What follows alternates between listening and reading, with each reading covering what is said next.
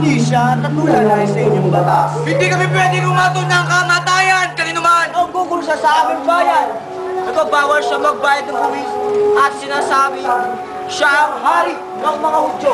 Hari? Ikaw pa ang hari ng mga Hudyo. Magsalita ka.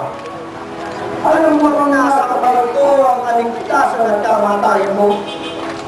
Pagtanggol mo ang sarili. Wala akong makitang kasalanan na nagawa niya. Ngunit sinabi niya na siya ay hari. At dahil sa sinabi niya, siya'y kalaban ni Caesar.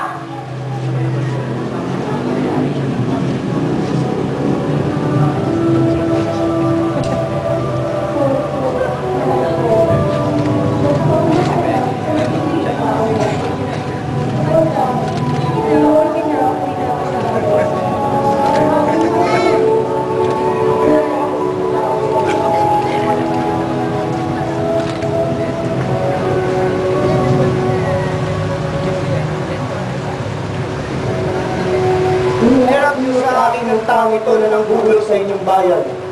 Ngunit wala naman akong makitang sala sa kanya tungkol sa isinusin ninyo. Kaya pahihirapan ko na lang siya at saka pawalan. Hindi ko nyo kaya. Araw naman yun na kapistahan. Hayaan natin ang mga taong bayan ang pumili.